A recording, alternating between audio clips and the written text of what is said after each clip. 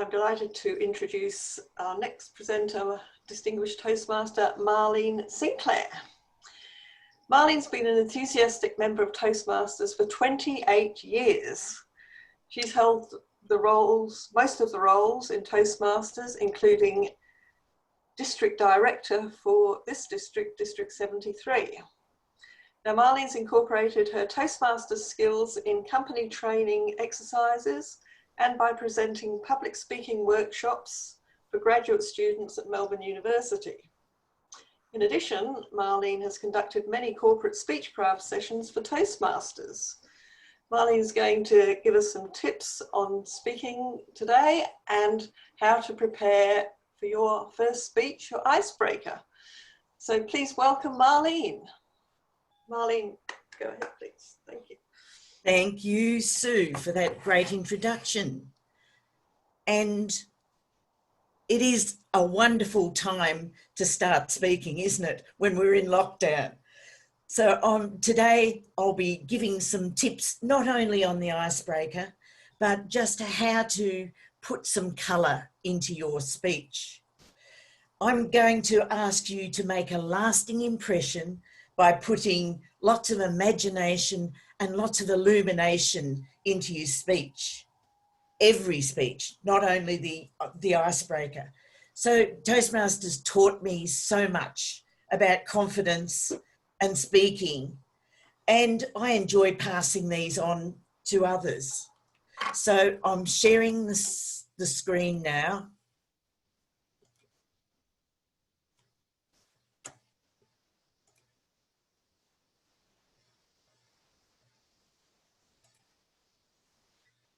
I take it you have that, Sue? Yep. Yes, we can see it. Thank you, thank you, thank you. Now, public speaking's an art form. Just as you have certain fundamental principles on drawing and colour when you're doing a painting, it's the same thing exactly with speaking. Putting your speeches together and presenting them, it's an art form. And it's a learned art. So today I'll be giving you some tips on that.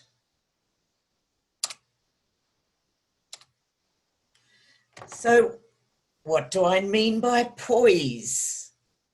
I start off with my very own acronym, and that's poise. So what is poise? You've got to prepare, own the stage, put in imagination, tell some stories, most important, and enthusiasm. So when you sit down to write a speech, just think of that poise. Now, because it's so massive a topic, I'll just go into what you put in your speeches rather than stage presentation and all of that. So you've selected a topic, you've got to have a clear purpose, because once you do that, you'll be able to think your speech right through from beginning to end. So there's lots of types of speeches. Just work out which one you're going to do. Now, if it's your icebreaker, it's the only one that you're really asked to speak on a specific topic, and that topic is you. So that's a 4 to 6 minutes on you. But for the rest of your speeches, and you'll be doing many in Toastmasters, you choose what type of speech you're doing and work to that. So you brainstorm your subject. And what do I mean by brainstorm? A lot of people just don't know what brainstorm means, but it means just write down everything you can think of about your topic. Once you've selected your topic, well, in this case, your icebreaker is about you. But if you're doing a research speech, perhaps you might want to go into seahorses and research them, or litter, research that one. So brainstorm, jot down things, write everything down, and then start putting things together. you might even want to do a mind map. Some people do mind maps, and in this case, I'd suggest only 3 points, not 4, but you know, that's just an idea. So you organise notes, work on all of those things you've jotted down. Then you'll probably see that you've got an avenue that you're heading down that you like. So into that you go. Lastly, you concentrate on things like openings and your title, how you want to finish. And I usually pick the title last because you can work on that as your theme goes through. Organise your notes. You know, you'll know yourself which are the best bits and the things that you want to deliver. So you'll find those in your speech as you're going. You might have some funny bits that you like, so you'll pop them in perhaps. Now, how do we do it? Well, most importantly, you've got your 3 tenors. Think of your 3 tenors, and you've got an opening, a body, and conclusion there. So your opening of the speech, how long do you think that should be? Well, your opening or your introduction is about 10 to 15% of your whole speech. Think about that. It's only a small bit, and you want to slam into your introduction with a bit of oomph and enthusiasm. So you might start with a quote, or you might have a local happening, a funny bit, something that you've thought about. And also you can borrow eloquence. Now, your quote might be something from Winston Churchill maybe, but just make sure that you provide the author's name. Otherwise it's called plagiarism. Now, if you don't know who wrote the quote, I say something like, someone once said. You can do that quite well. Into the body of the speech. So the body of the speech is about 70 to 75%. So you usually have 3 main ideas or arguments in that body. So you have your main idea and a bit of detail about that. It's a main theme, main argument, and you'd have more for a technical speech. You might have a lot more technical points if you're giving a technical presentation, and they tend to be longer anyway. What do I need to do to make it memorable? We've got to have imagination in the form of illumination, colour, vibrancy. Every presentation needs that little bit to brighten it up. So here's where you can blast it with colour. Put yourself into the speech. Use your imagination and all your creativity. So humour, add some humour. When you do use humour though, make sure it's congruent with whatever you're talking about.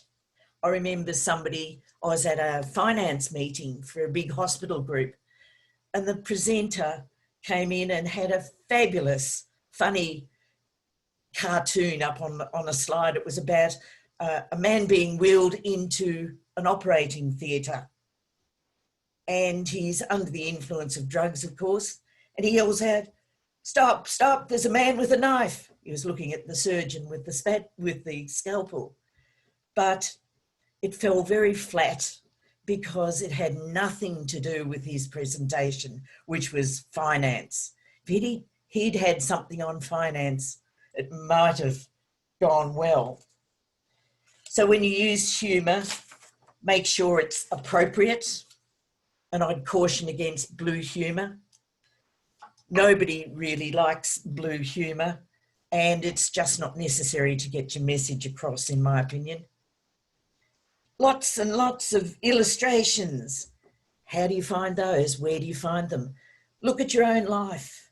Look at other people's stories. Look at things that have happened to other people. There's some great stories out there.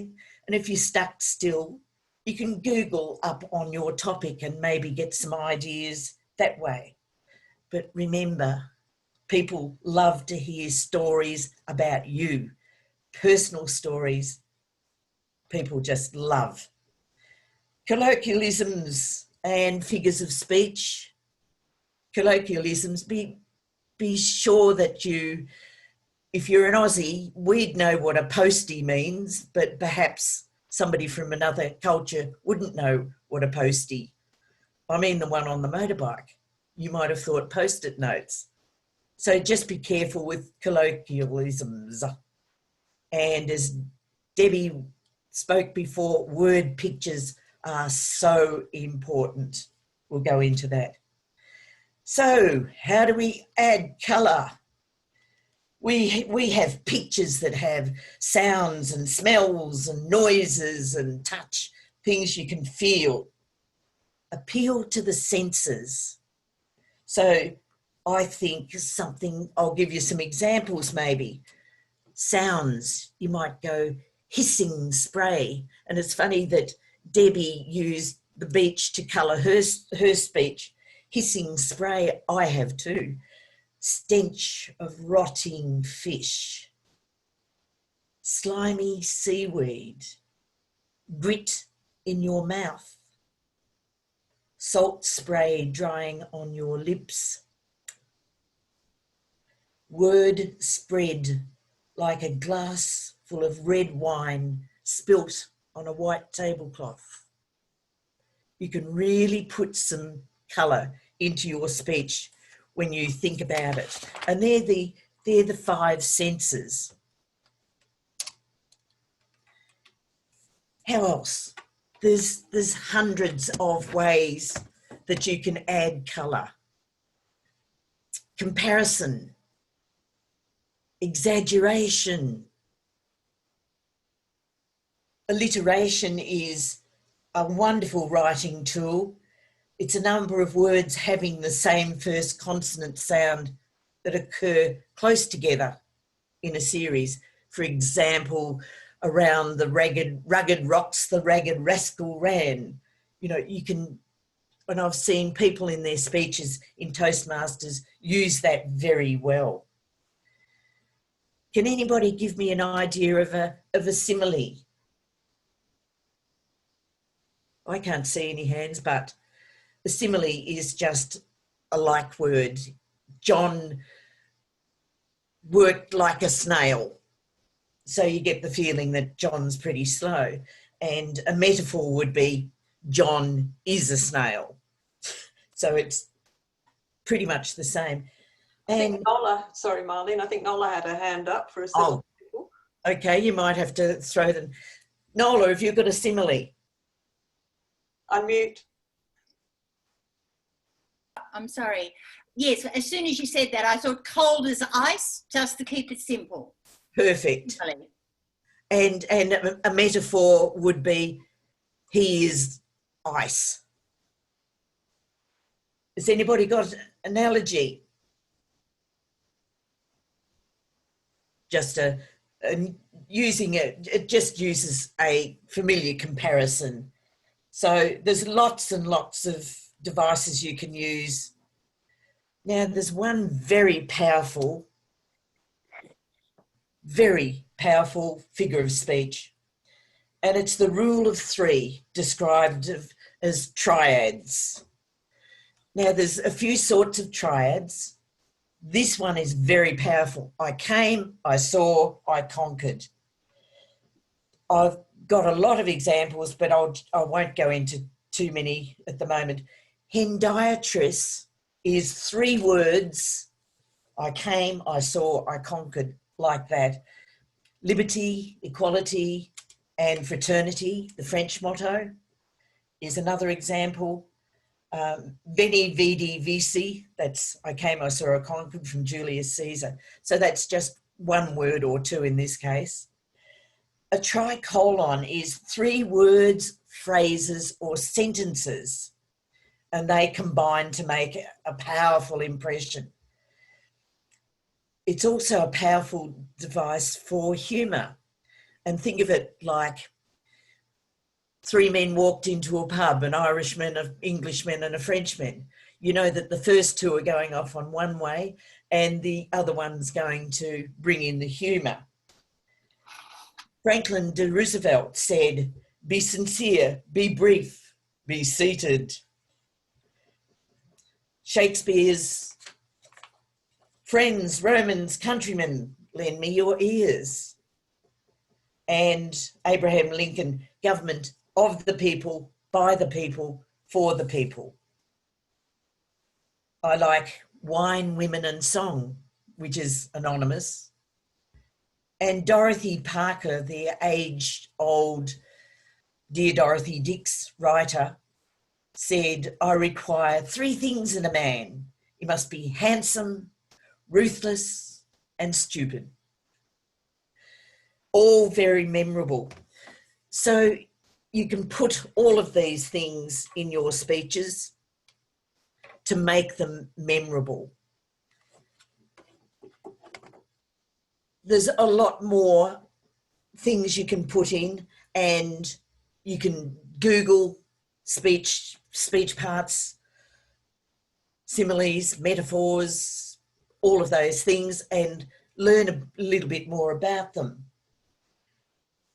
In your conclusion,